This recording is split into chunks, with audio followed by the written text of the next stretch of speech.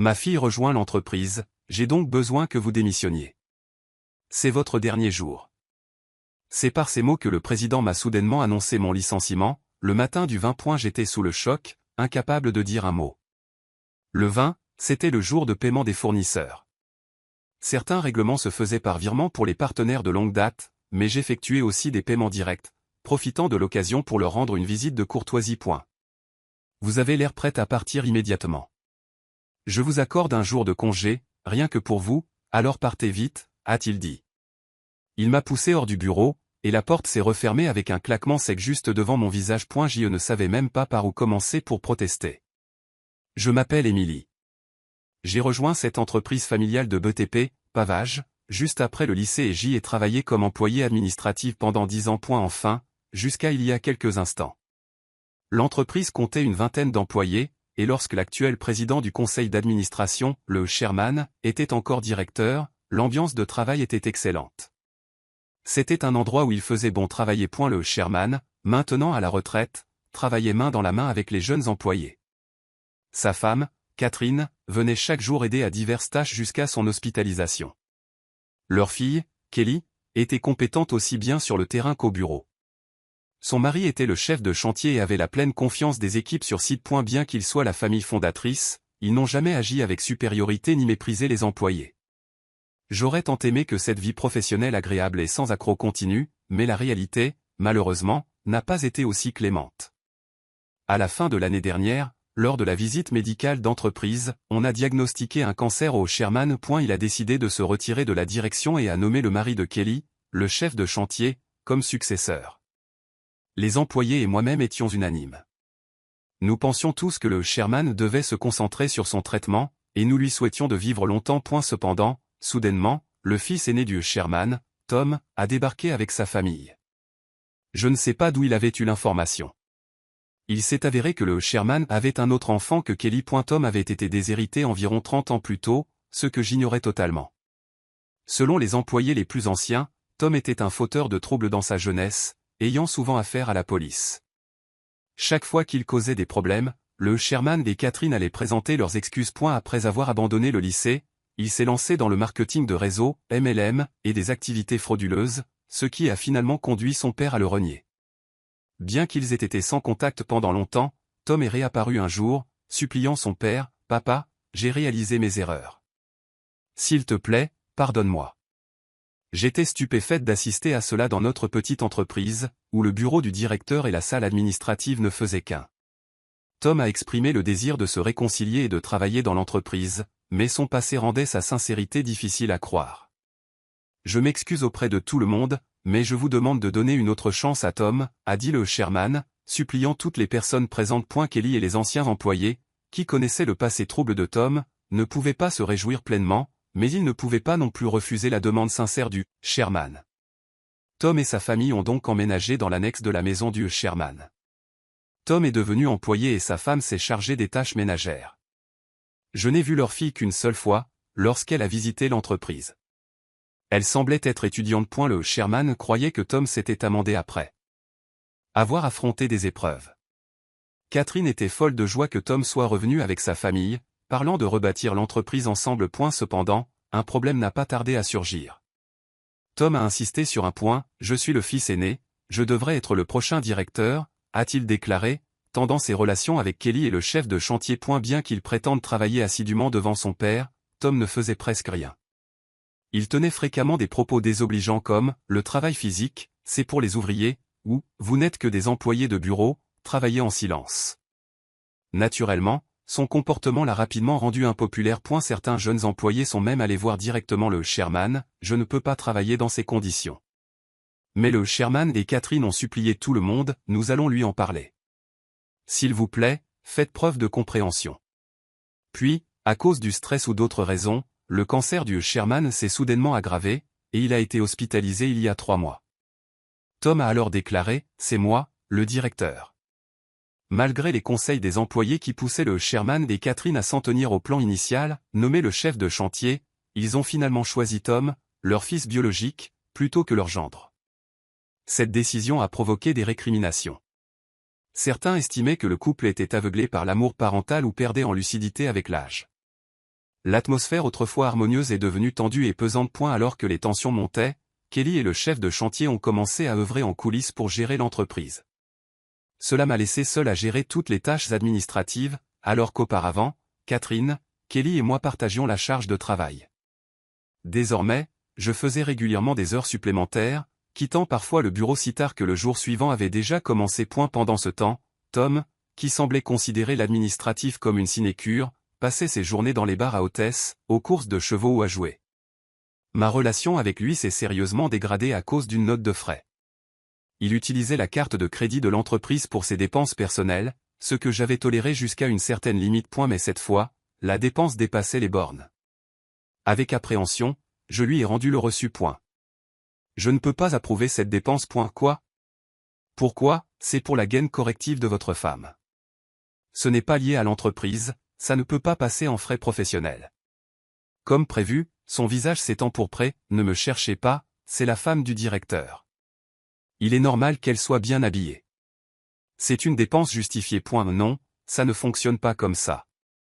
La lingerie de votre femme ne peut pas être considérée comme une dépense professionnelle, ai-je bégayé, peinant à croire qu'il puisse justifier 4 000 $ pour CA. Et sa suggestion suivante m'a laissé encore plus perplexe. Alors, faisons de la vente de gaines notre nouvelle activité. Nous les classerons en stock, et ça passera en charge. Il semblait ravi de son idée, mais j'étais sans voix. Nous sommes une entreprise de BTP, ai-je réussi à articuler. Et alors?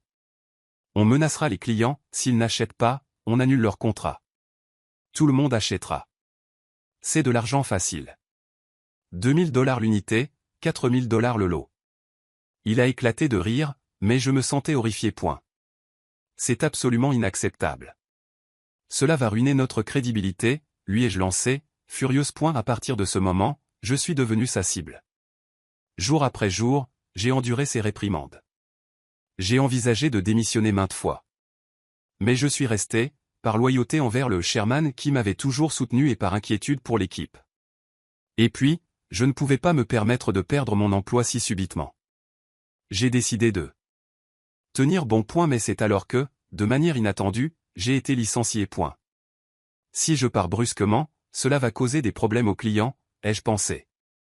Rassemblant mon courage, je l'ai confronté. Je ne peux pas faire ça. Je ne peux pas partir sans préavis ni passation. Même votre fille ne pourra pas gérer la charge de travail. D'ailleurs, aujourd'hui, c'est le jour des paiements, ai-je dit d'une traite. Comme prévu, il est devenu rouge de fureur. Taisez-vous. Je vous ai dit de démissionner parce que ma fille arrive. C'est votre dernier jour. Pour les paiements, laissez-les attendre qu'ils viennent réclamer.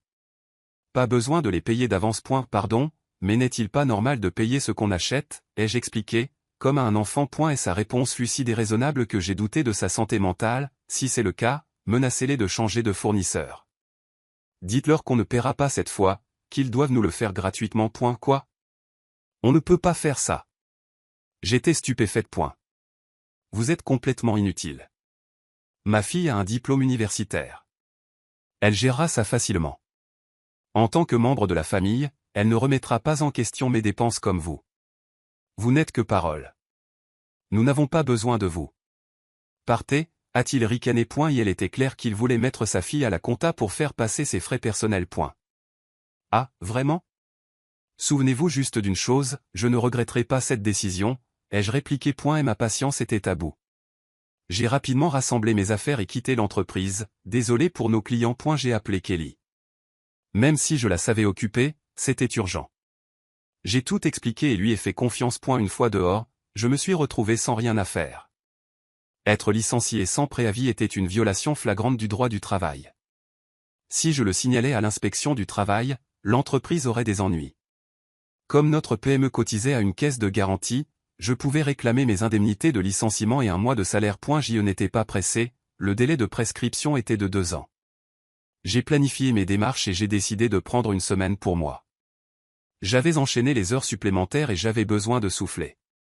J'ai choisi de faire une excursion d'une journée à la plage. Après avoir profité de la plage, j'ai vérifié mon téléphone, plusieurs appels manqués, emails et messages vocaux. Parmi eux, un email de Kelly, le processus de paiement s'est bien déroulé. Tout est en ordre. J'étais soulagé. Malgré tout, je culpabilisais d'être parti sur un coup de tête. Ensuite, j'ai écouté le message vocal de l'entreprise. La voix paniquée de Tom, et « Qu'est-ce qui se passe? Ils disent que je ne suis pas le vrai directeur. Vous étiez au courant? Expliquez-vous. » Après avoir ri de sa découverte, j'ai vu un message du Sherman. Je me suis immédiatement dirigé vers l'hôpital. En arrivant dans la chambre, j'y ai trouvé Catherine et Tom. Emily, je suis vraiment désolé pour mon stupide de fils, m'a dit le Sherman depuis son lit. Et, qu'est-ce qui se passe? Je ne suis pas le directeur officiel? Expliquez-vous, a crié Tom, arrogant. Le Sherman l'a fait taire d'un silence, SC. Il s'est avéré que Kelly avait immédiatement tout raconté à ses parents après mon appel. Le Sherman avait alors appelé Tom, lui demandant « Tu ne sais vraiment rien. » Alors, quelle est la vérité, ai-je demandé, avant d'expliquer calmement à Tom, essentiellement, vous n'aviez aucune autorité légale. Votre rôle de directeur n'était qu'un titre fonctionnel. En termes juridiques, directeur ou président est une fonction interne. Ce qui compte légalement, c'est le représentant légal, ou directeur général, celui qui engage la responsabilité de l'entreprise vis-à-vis des tiers. J'ai continué, changer le représentant légal implique des processus juridiques complexes et un enregistrement officiel. C'est pourquoi votre poste n'avait pas le poids légal que vous supposiez. Il y a 3 mois, face à l'opposition de Kelly et des autres, j'ai proposé une stratégie, Tom serait un directeur de façade, tandis que le Sherman resterait le représentant légal. Si Tom montrait un réel dévouement, nous entamerions le processus légal. Sinon, le plan B était de le renvoyer, voire de fermer l'entreprise. Pendant que Kelly et son mari préparaient leur nouvelle société, doutant de Tom, vos parents ont continué à croire en vous. Jusqu'à ce que vous me licenciez injustement. Si tu veux être un leader, prends soin de tes employés. Je te l'ai dit maintes fois, a souligné le Sherman. Tom a rétorqué, ce n'est pas si grave, si? On ne peut pas juste faire les papiers maintenant? Non, a expliqué le Sherman. Notre entreprise permet aux employés d'être actionnaires. Emily détient 10% des parts. Nous ne pouvons pas ignorer son avis, et les autres actionnaires ne te soutiendront pas, le visage de Tom a pâli. Quoi? Je n'ai pas d'action, je prévoyais de te transmettre mais par une fois que tu aurais fait tes preuves. Je suis profondément déçu. N'étais-tu intéressé que par ma fortune, pensant qu'il ne me restait plus beaucoup de temps? Le Sherman s'est effondré, désespéré. Catherine était silencieuse, bouleversée. Je suis le fils aîné. Qu'y a-t-il de mal à prendre ce qui me revient? L'entreprise m'appartient, a lancé Tom, défiant. Je ne peux plus te pardonner, ai-je dit fermement. Le Sherman est le représentant légal. De plus, je suis actionnaire. J'ai le droit de convoquer une assemblée générale et de proposer ta révocation. Son visage est devenu livide. Vous voulez dire virer? Mais vous n'étiez qu'une employée. Tom, Emily a raison, est intervenue Catherine. Personne ne te soutiendra. Emily a été la seule à te donner une chance. Elle s'est tournée vers moi, Emily, je te dois des excuses. Je regrette les problèmes causés par mon amour aveugle. Dis-moi ce que tu souhaites. J'ai regardé Tom, monsieur, je ne souhaite plus travailler sous votre direction. Je démissionne avec effet immédiat. J'attends mes indemnités, mon mois de salaire, et le paiement de toutes mes heures supplémentaires. En tant qu'actionnaire, j'engagerai aussi une action auprès de l'inspection du travail pour révoquer toute personne nuisible à l'entreprise. J'ai parlé calmement. Le teint de Tom est passé de pâle à blanc. J'ai ajouté que Kelly avait déjà contacté les clients pour sa nouvelle entreprise, et que beaucoup avaient décidé de la suivre, tout comme la plupart des employés. C'est impossible. Je vous poursuivrai en justice, a-t-il menacé, la voix brisée. C'est moi le représentant légal, a tranché le Sherman. Tu n'as aucune autorité pour le faire. Tom s'est effondré sur ses genoux. J'ai ressenti un mélange de regret et de déception. C'est dommage. Si vous aviez changé d'approche, les choses auraient pu être différentes. Vous avez gâché vos chances. On récolte ce que l'on sème. Par la suite, le Sherman a fermé l'entreprise, laissant Tom au chômage.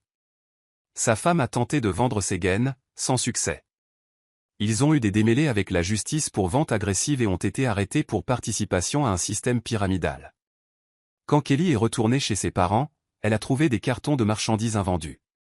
Leur fille, elle, a trouvé un emploi ailleurs. Quant à moi, je travaille maintenant, heureuse, dans la nouvelle entreprise de Kelly et du chef de chantier.